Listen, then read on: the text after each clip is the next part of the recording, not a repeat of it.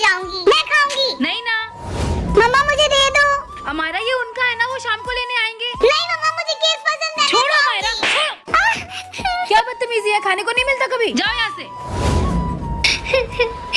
मैंने हमारे को बहुत डांट दिया। ये रहा, हमारे को चॉकलेट केक बहुत पसंद है, आज तो हमारा खुश हो जाएगी। हमारा आपके लिए चॉकलेट वाला केक। अरे वाह मम्मा, ये पूरा आपका है। थैंक